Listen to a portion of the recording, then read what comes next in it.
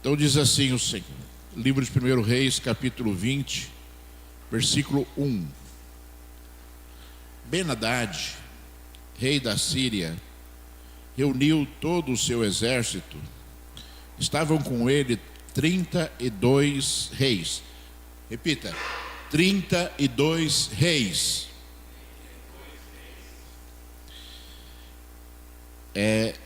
32 reis com seus cavalos e carros de guerra. Ele subiu, cercou Samaria e lutou contra ela. Você sabe que Samaria era a capital de Israel, Judá, Jerusalém, capital de Judá, Samaria, capital de Israel. Mulher samaritana morava em Samaria, que foi que a Rosana falou aqui. Então Ben-Hadad juntamente com 32 reis, iria invadir Samaria, capital de Israel. Ele subiu, cercou Samaria e lutou contra ela. Eis que um profeta, versículo 13, perdão. Eis que um profeta foi até Acabe, rei de Israel, e lhe disse: assim diz o Senhor, você viu toda esta multidão? Eis que hoje a entregarei nas suas mãos, e você saberá que eu sou o Senhor. Versículo 15. Então Acabe contou os seus servos dos chefes das províncias, e eram 232. Depois contou todo o povo, todos os filhos de Israel, e eram 7.000. Versículo 16. Saíram ao meio-dia. Ben-Hadad, porém, estava bebendo e embriagando-se nas tendas, ele e os reis, os 32 reis que o ajudavam. Versículo 20. E cada um matou o homem contra quem lutava. Os sírios fugiram e Israel os perseguiu. Porém Ben-Hadad, rei da Síria, escapou a cavalo com alguns cavaleiros. Versículo 22. Então o profeta foi até o rei de Israel e lhe disse: vá, seja forte, considere e veja o que vai fazer, porque daqui a 1 ano o rei da Síria voltará a atacar. Versículo 23. Os servos do rei da Síria lhe disseram: os deuses deles são deuses dos montes, e por isso eles foram mais fortes do que nós. Mas vamos lutar contra eles na planície, e por certo seremos mais fortes do que eles. Decorrido 1 ano, Ben-Hadad convocou os sírios, subiu a Afeca para lutar contra Israel.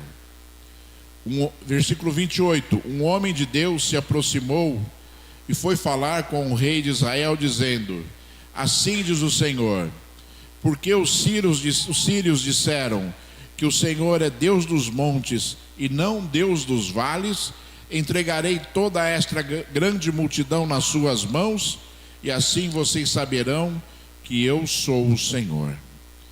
Versículo 29. 7 dias estiveram acampados uns em frente dos outros.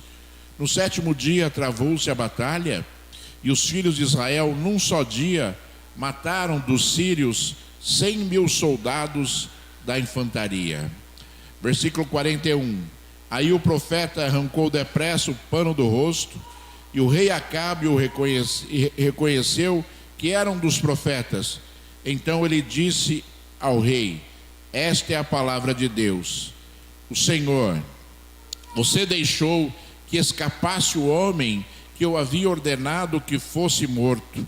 Portanto, você pagará isso com a vida, e o seu povo será destruído em lugar do povo dele. Aleluia. Somente até aqui, vamos orar. Filho de Deus, Deus Altíssimo, Deus tremendo, Deus Todo-Poderoso, Deus forte, Deus de Abraão, Deus de Isaac, Deus de Jacó, Deus, Senhor, que está neste lugar, Senhor. Pai, em nome de Jesus, eu rogo a Ti agora, Senhor, Que o teu óleo seja derramado sobre as nossas cabeças, Senhor. Anula os meus pensamentos, Deus. Mexe nas minhas emoções, Senhor.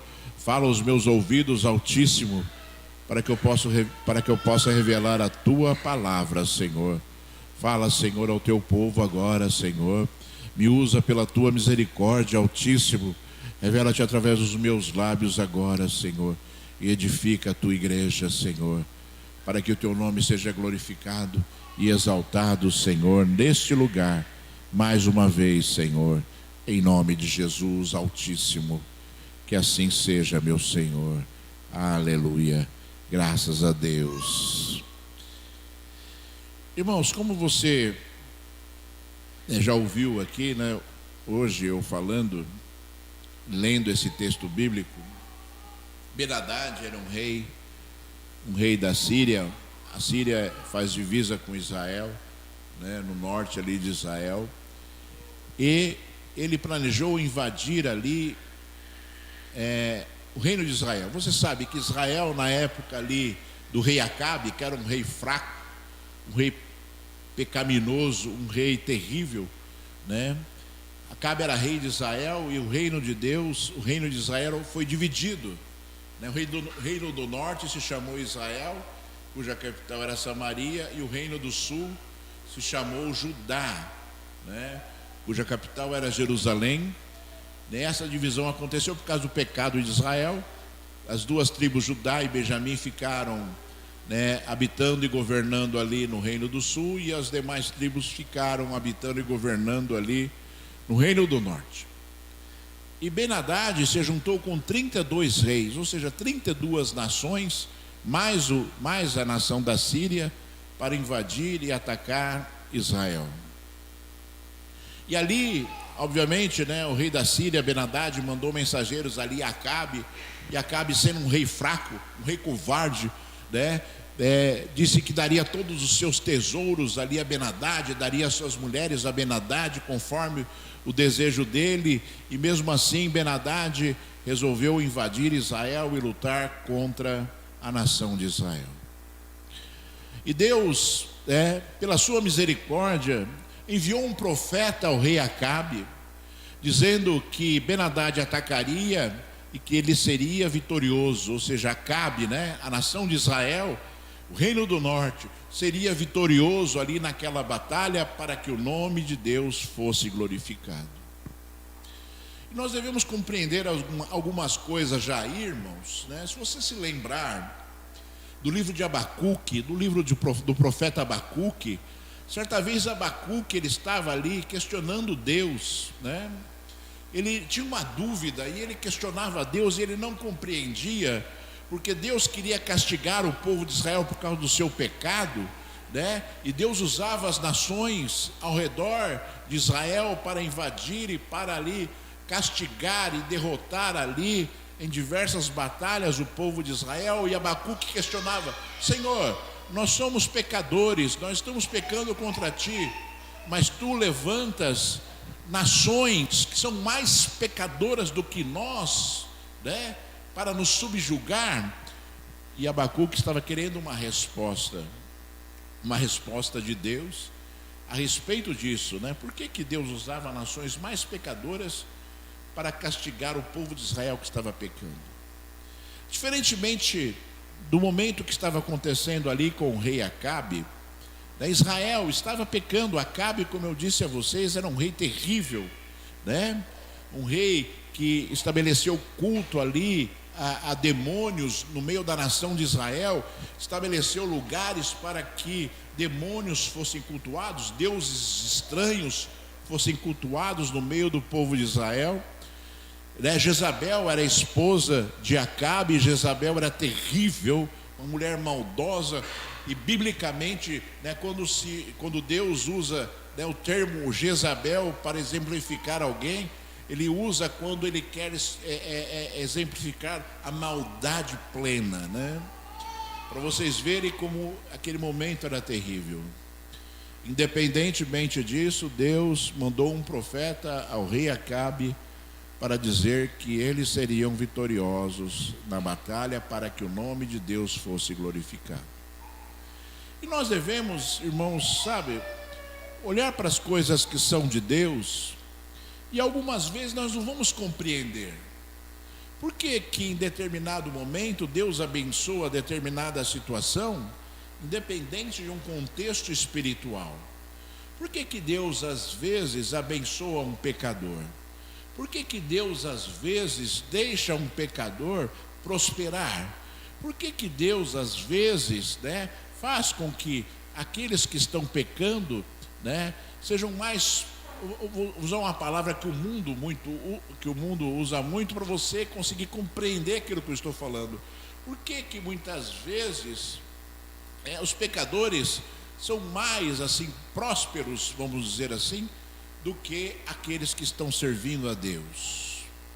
Isso tudo obviamente é muito teórico, porque a prosperidade espiritual é aquela que faz com que nós sejamos ricos, não ricos de dinheiro ou de propriedades, mas ricos na presença do Senhor, Nas nossas lutas nós temos paz, nas nossas lutas nós sentimos o conforto espiritual de Deus, Nós nos sentimos dirigidos e conduzidos por Deus, Independentemente de um contexto que acontece nas nossas vidas ser diferente algumas vezes daquilo que acontece com outras vidas, E muitas vezes, e Deus falou isso na sua palavra, Deus muitas vezes usa o ímpio, usa o pecador para abençoar o justo, Um exemplo é daquele que trabalha numa empresa e essa pessoa não é cristã, por exemplo.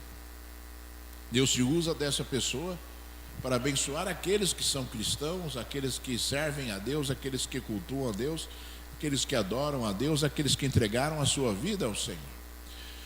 Então, existe um contexto que algumas vezes nós não conseguimos compreender, E eu sempre digo, Deus certa vez disse na sua palavra que as coisas reveladas pertencem ao homem e as coisas ocultas pertencem a Deus.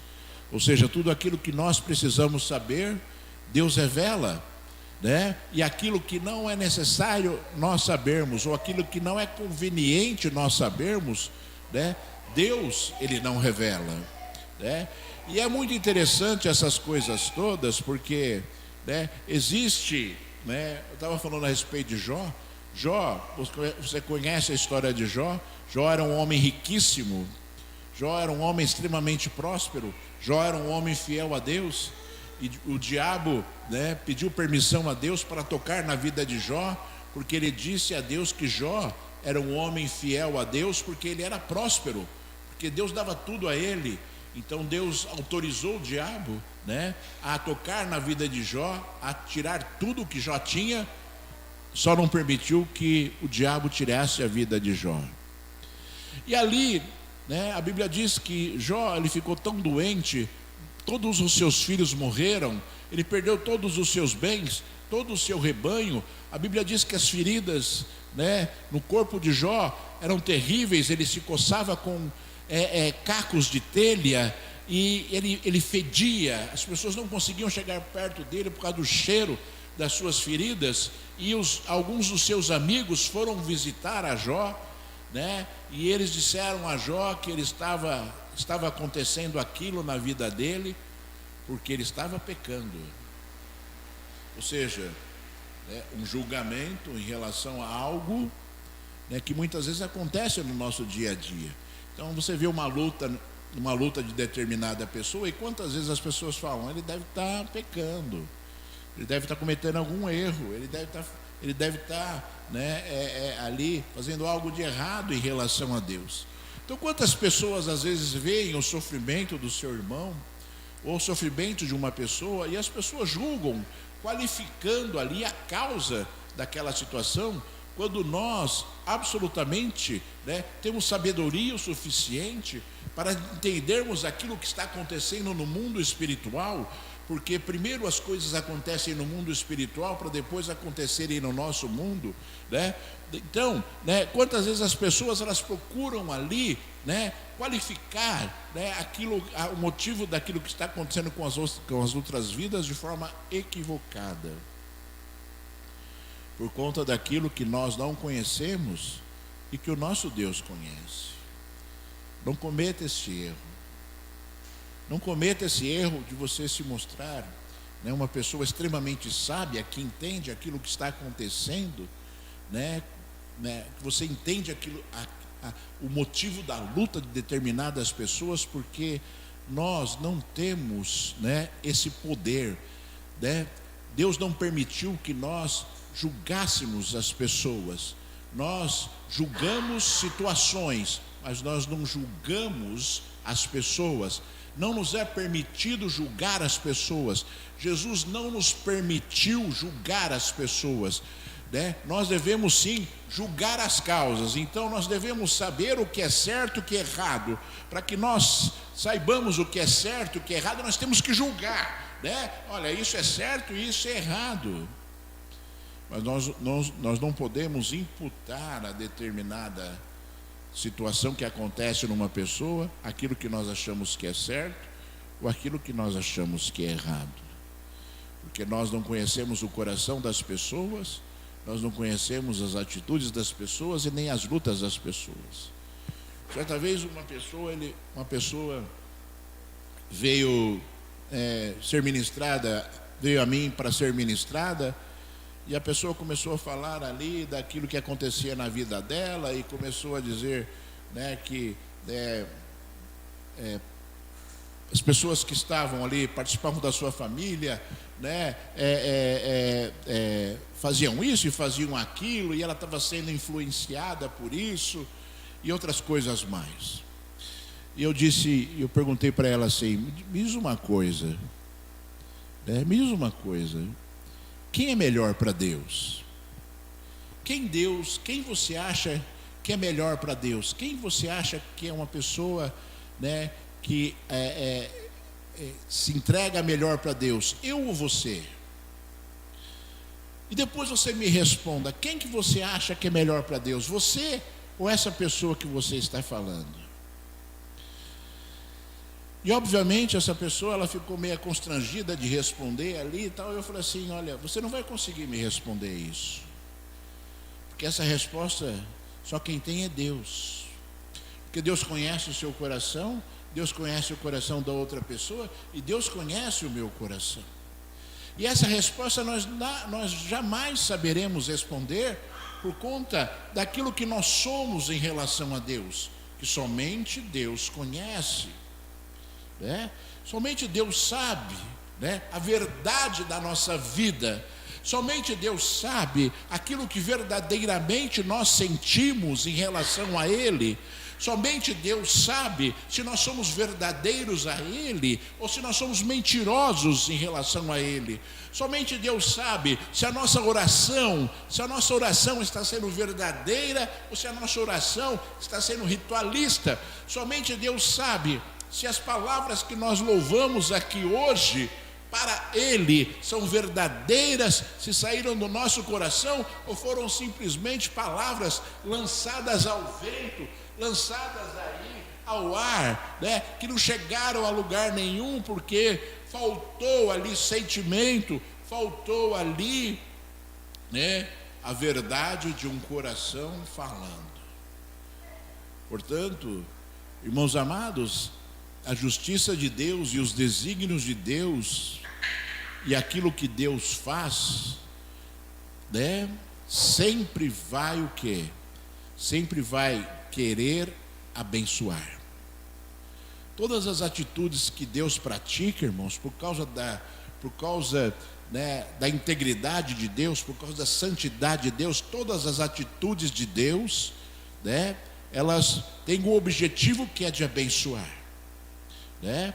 Independentemente, né, se, conforme Deus algumas vezes na Bíblia mandou o povo de Israel invadir cidades para conquistar as cidades, e Ele ordenou dizendo: olha, vocês entrem na cidade e vocês queimem a cidade, e vocês destruam tudo que tem na cidade, e vocês matem, né, os homens, as mulheres, as crianças e os velhos e os animais. Aí você fala assim: pô, mas Deus mandou aniquilar velhos, crianças, animais, quando mandou o povo de Israel invadir a cidade. E aí, talvez você questione, mas Deus não é amor? Deus não é bondoso? Deus não é maravilhoso? Então por que Deus resolveu fazer isso? Então por que Deus ordenou que o povo fizesse isso? E o povo fez isso, então o povo é maldoso também. Mas nós devemos compreender, irmãos, que as atitudes de Deus pressupõem justiça. E as atitudes de Deus pressupõem, que as pessoas sempre tiveram oportunidades de escolha, as atitudes de Deus sempre olham, aquilo que é a verdade. E quando Deus manda aniquilar determinado local e determinada cidade e determinadas pessoas naquela cidade, pressupõe que tudo aquilo estava amaldiçoado, pressupõe que tudo aquilo já estava ali condenado, e que tudo que sairia daquele lugar sairia algo que não seria bom para ninguém. E a justiça de Deus, estabelecida através ali da sua autoridade neste mundo, faz com que as pessoas sejam abençoadas, faz com que as pessoas abençoadas, porque se de nenhum lugar vai sair algo bom, significa que vai sair algo ruim, e esse algo ruim vai o quê? Contaminar aquilo que muitas vezes é bom, Certa vez eu falei aqui a respeito de Acabe, rei de Israel, e falei da esposa dele, de Jezabel, que era uma mulher estrangeira, era uma mulher de origem moabita, e essa mulher trouxe, juntamente com ela, quando ela se casou com o rei Acabe, ela trouxe os seus sacerdotes, trouxe os seus deuses, e ali convenceu a Acabe a aniquilar os sacerdotes de Deus, para que os sacerdotes dos deuses deles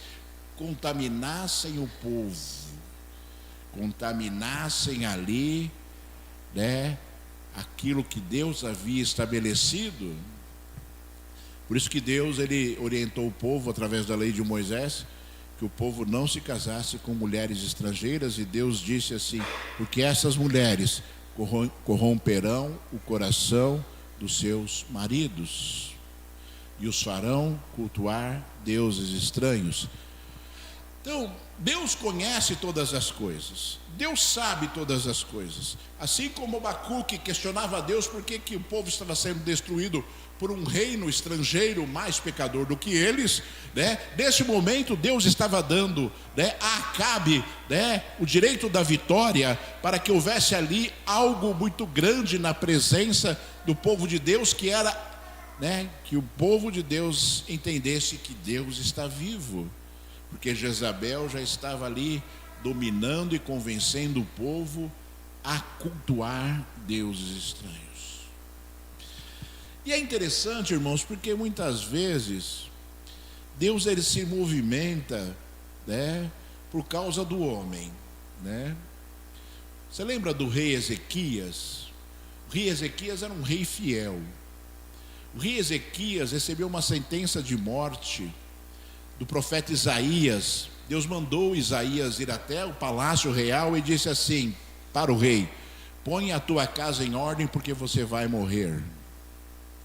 E a Bíblia diz que Ezequias, ele encostou o rosto na parede, chorou e orou a Deus e falou: Senhor, veja como eu tenho sido fiel a ti. Veja como eu tenho sido fiel a ti, me cura. E antes que Isaías pudesse sair do palácio real, Deus mandou ele retornar ali ao rei e falar para o rei que ele tinha ouvido a oração do rei e estava concedendo mais 15 anos de vida. E Isaías falou assim: você quer um sinal? Qual o sinal que você quer? De que Deus falou que você ia morrer e agora Deus estava te dando 15 anos a mais de vida, E o rei Ezequias escolheu que o sol, que o relógio de sol retrocedesse ao invés de avançar, ou seja, a sombra sobre os ponteiros do relógio de Acás, retrocedesse ao invés de avançar, algo impossível, como um sinal de que Deus tinha feito aquela obra. E Deus estava fazendo a mesma coisa aqui, irmãos. Deus estava sendo motivado, por circunstâncias. Deus estava sendo motivado por questões ali espirituais que estavam acontecendo naquele momento. Assim como Deus foi motivado depois de um ano, porque você sabe, que Deus decretou a vitória, que Deus, ordenou que o rei Acabe lutasse, e o rei Acabe, foi lá com os seus soldados, invadiu o arraial, invadiu o acampamento desses 33 reis, e eles estavam bebendo, todos embriagados, e ali, a nação de Israel conquistou a vitória. E a Bíblia diz que todos os 32 reis foram mortos, somente Ben-Hadad, rei da Síria, conseguiu fugir e voltou para a sua nação. Mas um propósito de Deus, para que houvesse algo muito grande no meio do povo. E ali, quando o rei voltou para a Síria, Ben-Hadad voltou para a Síria, ele chamou os seus conselheiros e perguntou ali aos seus conselheiros e feiticeiros por que ele tinha perdido a batalha. E os seus conselheiros e feiticeiros disseram a ele que ele tinha perdido a batalha porque o Deus de Israel era o Deus dos montes. E eles lutaram nos montes. Então por isso que Israel venceu, porque o Deus de Israel era o Deus dos montes.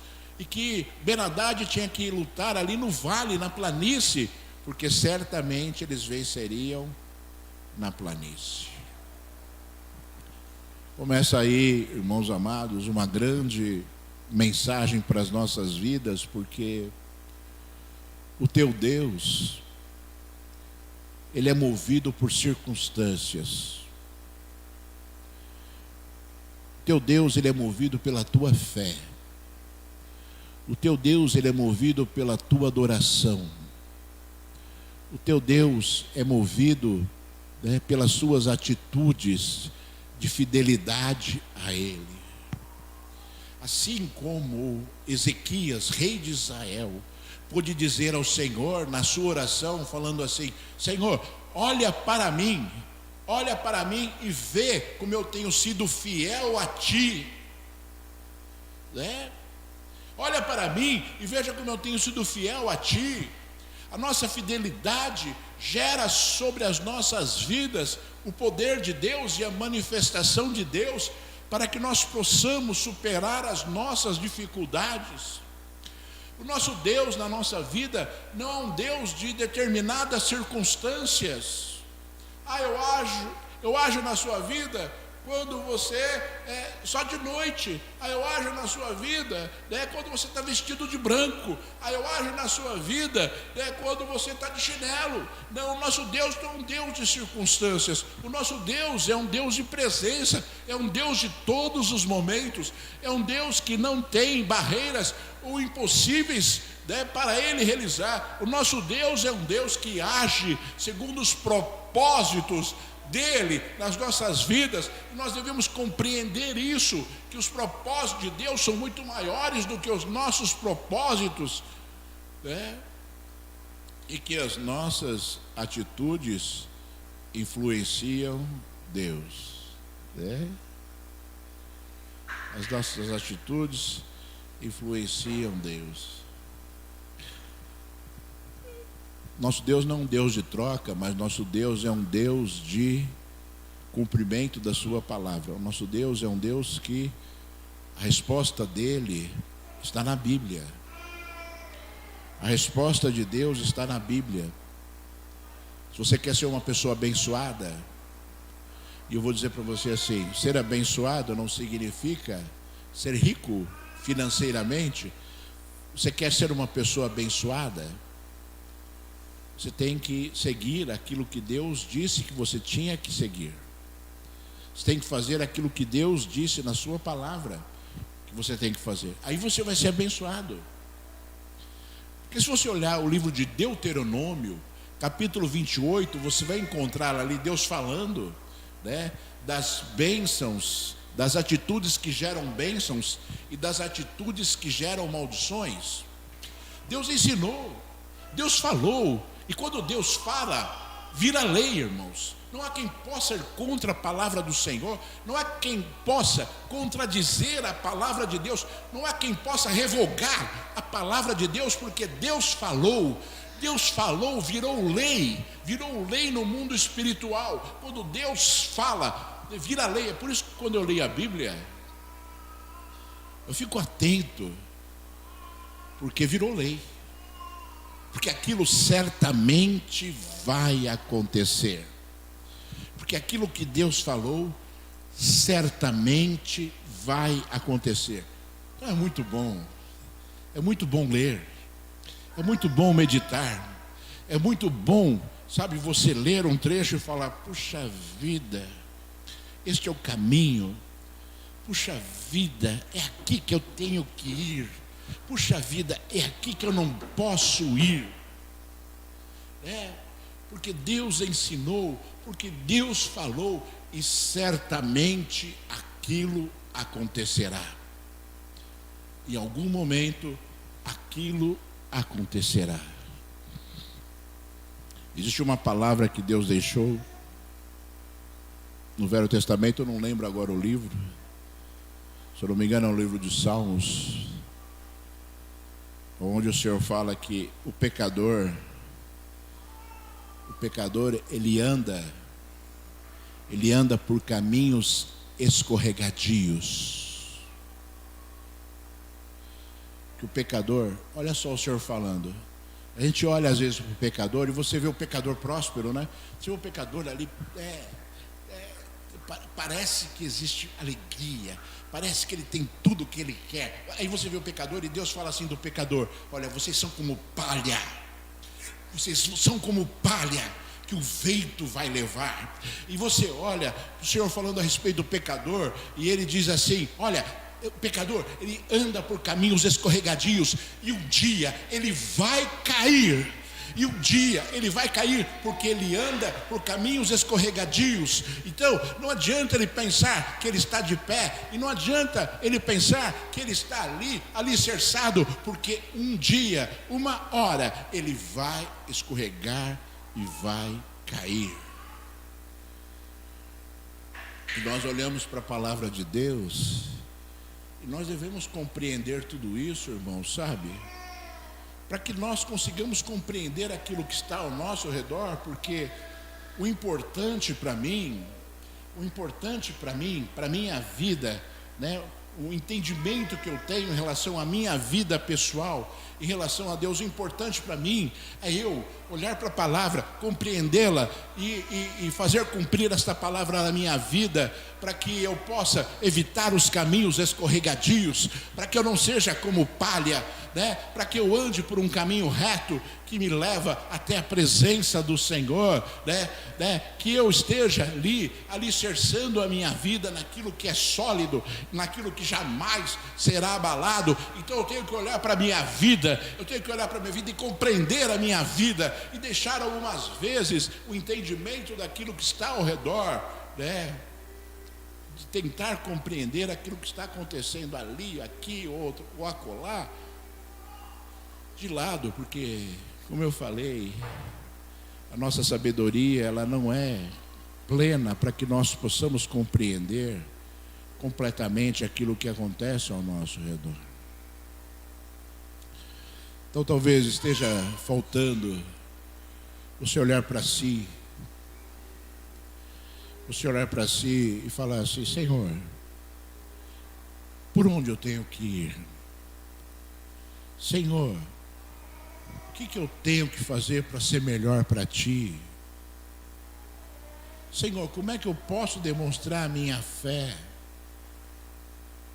Que não seja só palavras, mas atitudes. Você sabe, Martim Lutero era um padre. Ele era um padre alemão.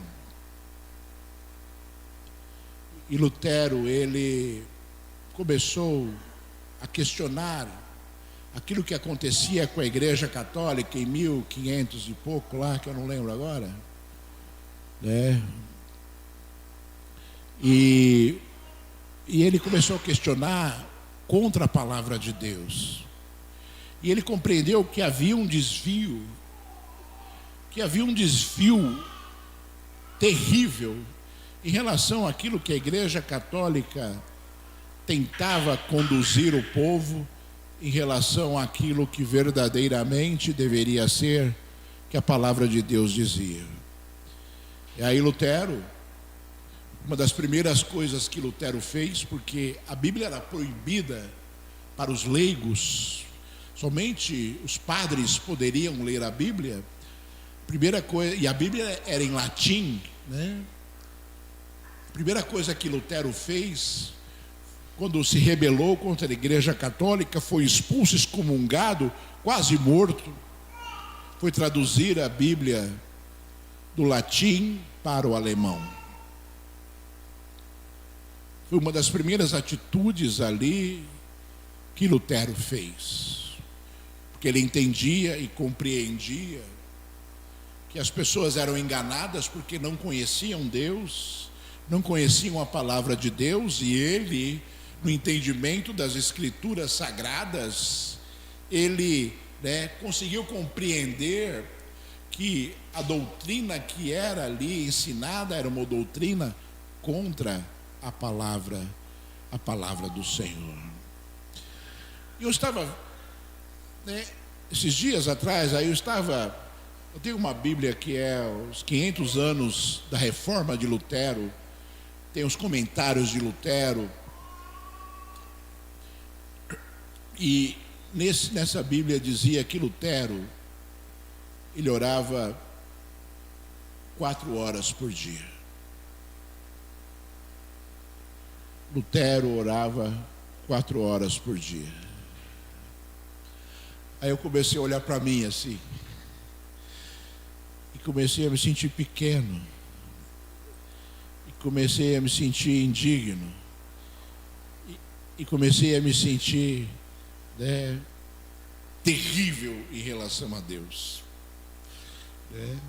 terrível em relação a Deus.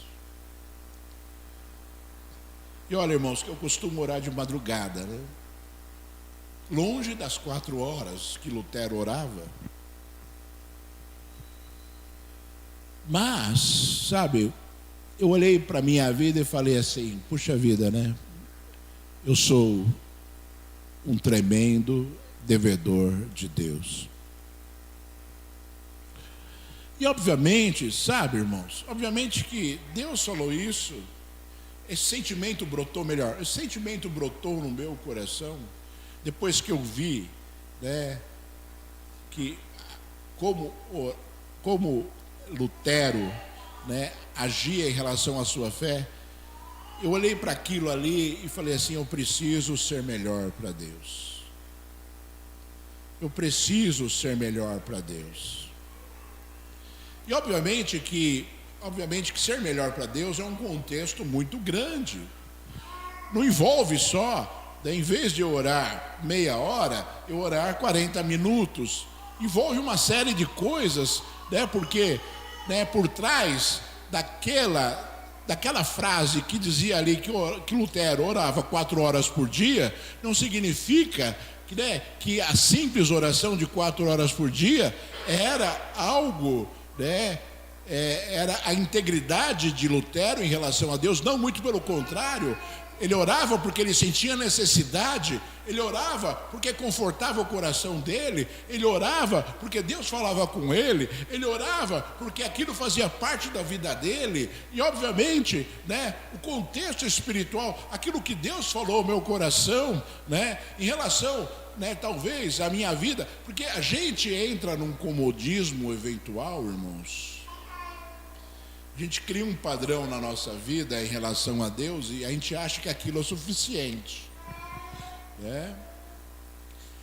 E a gente começa a praticar aquilo achando que Deus está super satisfeito com aquilo, achando que aquilo, a nossa vida espiritual está perfeita.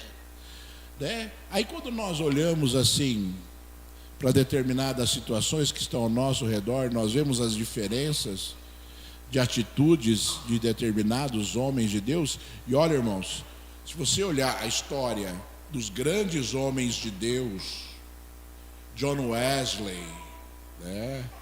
Martim Lutero, né? Você vai encontrar ali homens de oração. Até Billy Graham, que é mais recente, morreu recentemente. Eram homens de oração, não de reza, mas de oração. Homens que buscavam a Deus, né, por um fundamento, né? Homens que buscavam a Deus porque necessitavam daquele fundamento. John Wesley, uma vez, John Wesley era inglês. E ele foi convocado pela rainha da Inglaterra, né, para dar um conselho a ela, né? E foram ali os mensageiros a John Wesley, e ele estava orando, e ali aqueles mensageiros disseram a ele, né, que a rainha queria vê-lo para pedir um conselho, e ele falou assim: agora eu não tenho tempo para a rainha, porque agora o meu tempo está dedicado ao rei de toda a terra. Quando eu acabar de falar com o meu rei, eu vou falar com a rainha. Ou seja, situações que demonstram a fé, situações que demonstram aquilo que é importante para o homem, que é Deus. Eu não quero que você extraia dessa parte dessa mensagem algo ritualista, porque não é isso que vai te levar a ter uma comunhão e um contato mais próximo com Deus. Não são 4 horas de oração ou 8 horas de oração.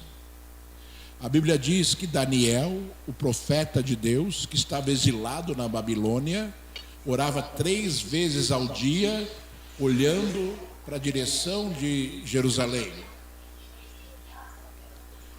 E a Babilônia era ali onde é o Iraque, né?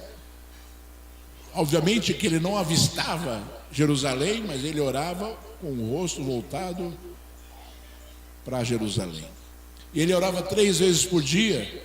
E aí talvez você fale assim: não, eu tenho que orar 3 vezes por dia então. Não, eu tenho que orar 4 horas. Eu tenho que orar 5 horas. Então eu vou orar 5 horas, porque eu vou ser melhor que Lutero. Nada disso é o que Deus deseja para a sua vida. Deus deseja que você sinta a necessidade de buscá-lo e que você o faça. Porque necessidade nós temos. O homem é que não sente essa necessidade, porque apagou essa necessidade por causa do seu comodismo. Eu prefiro ler um livro a ler a Bíblia.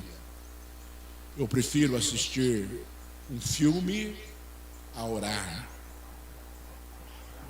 Eu prefiro ir no shopping, passear, a vir à igreja. O homem está trocando as coisas que são de Deus por banalidades, está se tornando um ser banal, espiritualmente falando.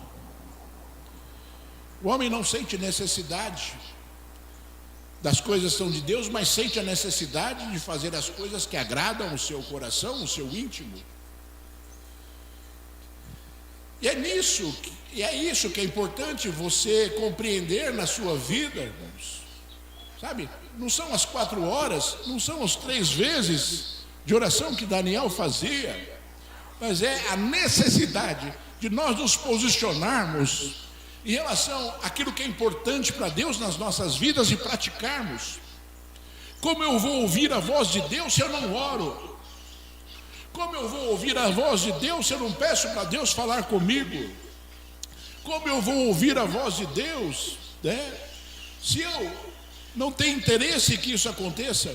Como eu vou ter um dom espiritual se eu não peço para Deus me dar o dom espiritual, se eu não busco o dom espiritual. E olha, irmãos, buscar não significa pedir, buscar é lutar para que aquilo aconteça. E as pessoas estão pedindo, mas não estão buscando. Sabe, as pessoas estão se transformando em pessoas banais, porque as suas atitudes são banais em relação a Deus, né? E nós temos que transformar as nossas vidas para que nós sejamos pessoas que entregamos a Deus algo importante, não banalidades, né? Ao Deus Todo-Poderoso, ao Deus fiel, sabe? Porque Deus é todo-poderoso, sabe? Quando Deus disse, através do profeta Ageu, né, que Ele derramaria do seu Espírito sobre toda a carne, Ele derramaria do seu Espírito sobre toda a carne.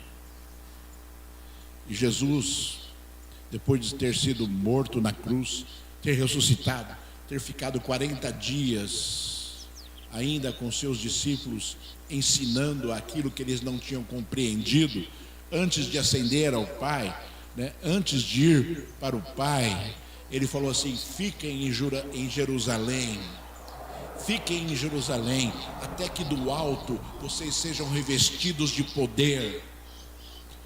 Quando o Espírito Santo de Deus, no dia de Pentecostes, no dia da festa de Pentecostes, Deus derramou o Espírito Santo sobre ali aqueles homens que estavam reunidos no cenáculo e começaram a falar em línguas estranhas, e começaram a profetizar, e começaram, ali, acender a chama daquilo que Deus havia prometido. Uma promessa dada por Deus centenas de anos antes de Jesus nascer, e uma promessa dada por Jesus quando Ele disse: vai acontecer, fiquem aqui porque vai acontecer, fiquem porque vai acontecer. Só que isso se tornou uma banalidade para a igreja, quando deveria ser um fundamento. Se tornou uma banalidade quando é uma promessa que deveria se cumprir nas nossas vidas, quando deveria ser algo extremamente desejado para o homem. Você sabe por quê? Porque o Espírito Santo é aquele que fala aos nossos... A Bíblia, Jesus falou que o Espírito Santo, Ele habitaria dentro de nós, e Ele nos ensinaria o que nós devemos saber, nos faria lembrar de tudo aquilo que nós necessitamos.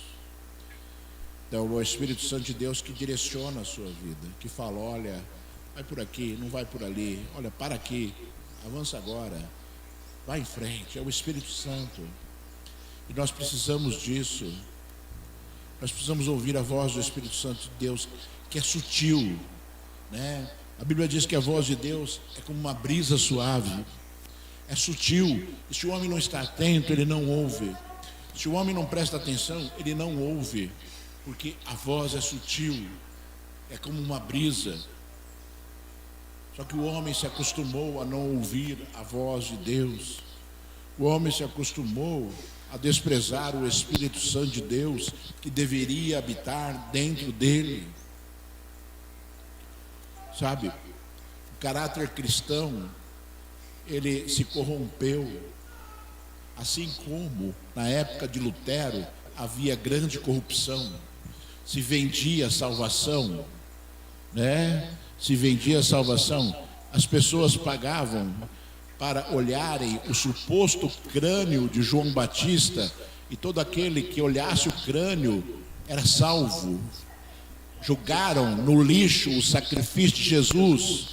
Todo aquele que entregava uma oferta para a igreja recebia a salvação, as indulgências. Jogaram no lixo o sacrifício de Jesus, corromperam aquilo que Deus construiu, corromperam por causa da falta de sabedoria, por causa da falta de entendimento, por causa da falta do Espírito Santo, por causa da falta de Deus nas vidas, corromperam. Assim como Satanás corrompeu a palavra de Deus, né? Quando perguntou se eles não podiam comer do fruto da árvore da vida, e a mulher falou: de todas as árvores nós podemos comer, só dessa aqui não, porque nós vamos morrer se nós comermos, né? Foi assim, não foi assim? Não foi assim que Eva falou para a serpente? E a serpente falou assim para eles: Deus falou que eles iam morrer se eles comessem. E ela falou para a serpente, ela sabia, ela falou: Deus falou que se nós comermos nós vamos morrer. E Satanás, o diabo, ele falou assim: vocês não vão morrer, vocês vão ser iguais a Deus.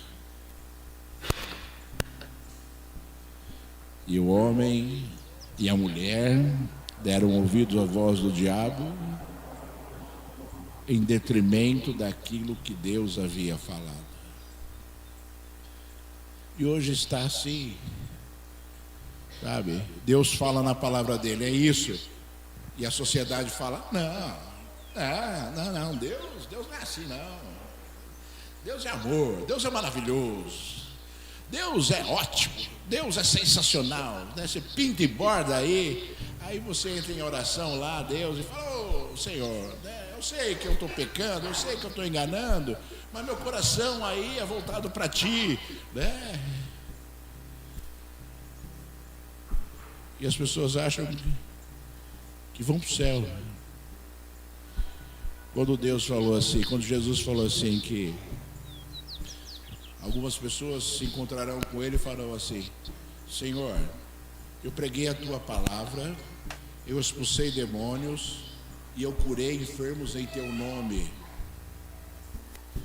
E Jesus falou assim: eu não conheço vocês, eu não conheço vocês. Teve outra passagem que Jesus falou assim, né, que no dia, né, da volta de Cristo, as pessoas dirão assim: Senhor, mas tu andavas na nossa rua, tu estavas no meio de nós. E Jesus falou assim: não conheço vocês, não sei quem vocês são. As pessoas estão sendo enganadas, né? Sendo que o Deus da Bíblia é o que está na Bíblia. O Deus da Bíblia é descrito na Bíblia, e não pelo homem, não pela sociedade, e não pelo diabo. O Deus da Bíblia está na Bíblia. E olha, irmãos, para nós encerrarmos, porque eu achei que essa mensagem ia ser curtinha hoje.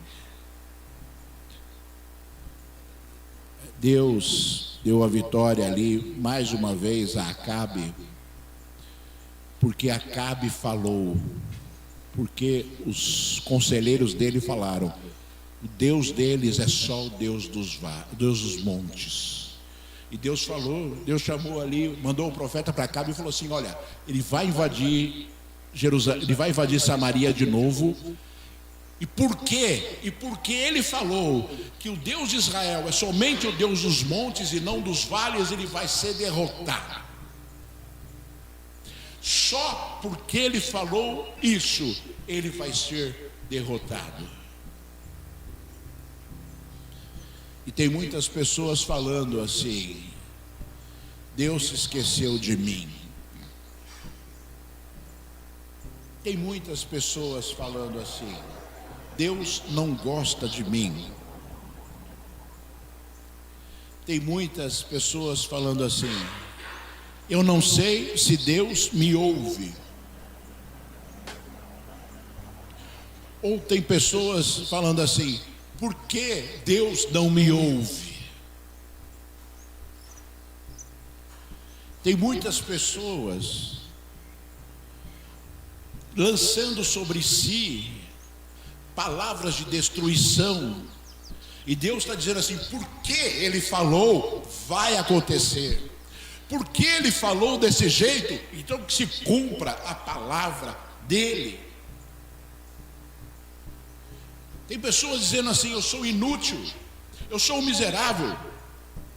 Tem pessoas lançando sobre a sua vida palavras que estão gerando de Deus situações nas suas vidas terríveis, e as pessoas estão ali, né, como Ben-Hadad, né, destruindo as suas próprias vidas.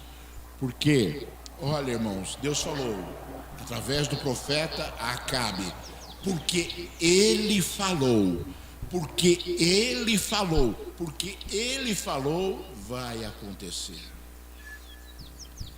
E ali, irmãos, você ouviu a palavra que nós lemos? A nação de Israel, que tinha um ano atrás 7.000 soldados, matou 100.000 homens. E Ben-Hadad fugiu de novo. E depois ele foi pedir misericórdia a Acabe. E Acabe aceitou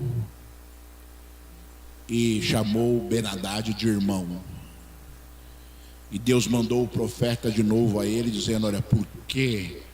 Porque você perdoou aquele que eu condenei, você morrerá no lugar dele. Situações, sabe, irmãos, que muitas vezes, sabe, as pessoas olham para Deus, as pessoas olham para Deus e acham que podem pecar contra Deus e ficarem impunes. As pessoas olham para Deus e acham que Deus é um bonecão. Boneco. Joga para cá, faz o que quer. Né? E estão destruindo as suas próprias vidas por causa da sua desobediência. Você lembra de Saul? Mesma coisa, né? Saul mandou ali, Deus mandou Saul lutar contra os amalequitas, né? E matar todo mundo, mata todo mundo, os rebanhos, crianças, velhos, todo mundo, aniquila a cidade, os animais. Saul trouxe os animais e trouxe o rei, Agag, e trouxe o rei vivo. E Deus rejeitou a partir daquele momento o rei Saul, tirando o reino dele. E Agag foi morto pelo profeta Samuel por conta daquilo que Saul, rei de Israel, o primeiro rei de Israel, não tinha feito. E aqui aconteceu a mesma coisa com esse rei maldito, Acabe, rei fraco, condenado por Deus, amaldiçoado por Deus, por isso que ele é maldito, foi amaldiçoado pelo próprio Deus. Resolveu também ali agir segundo a sua vontade e foi condenado por Deus. Nós, um dia, irmãos, um dia todos nós vamos chegar na presença de Deus. E Deus, Jesus, porque a Bíblia diz que Jesus é o único que pode salvar. E a Bíblia diz que Jesus é o único que vai julgar. Ele é o único que tem autoridade para julgar. E Jesus vai pegar esse livro aqui, ó, e vai confrontar as nossas atitudes contra este livro. Não haverá misericórdia. Não haverá misericórdia. Nós vamos dar conta das nossas atitudes contra, e a metodologia, a fonte de julgamento de Deus é este livro. Como é que Deus vai fazer justiça se Ele não disse aquilo que é justo? Está aqui. Esse é o livro de Deus. Esse é o livro de Deus. Uma vez, pra vocês terem uma ideia, foi eu e um outro pastor, nós fomos em Pinhalzinho, perto de Bragança Paulista, visitar ali um um sítio, tinha um monte de demônios, várias pessoas demoniadas, e uma pessoa demoniada manifestou o demônio. E o pastor perguntou: você conhece esse livro aqui? Perguntou para o demônio. O demônio falou assim: este é o livro santo de Deus. O diabo sabe, os demônios sabem, e muitas pessoas desprezam. Não seja esse, sabe, irmãos? Mude a sua vida. Faça aquilo que Deus está falando para você fazer. Mude a sua vida. Dê ouvidos a Deus. Seja melhor para Deus. Seja melhor para Deus. Seja melhor para Deus. Deus quer isso, que você seja melhor para Ele. E eu não estou te julgando, não, porque essa palavra, ela está indo e voltando assim. Como eu falei para você, eu falei para você aqui. Eu falei para você aqui. Seja melhor para Deus. Porque esse é o desejo de Deus para as nossas vidas. Que Ele quer transformar as nossas histórias, né?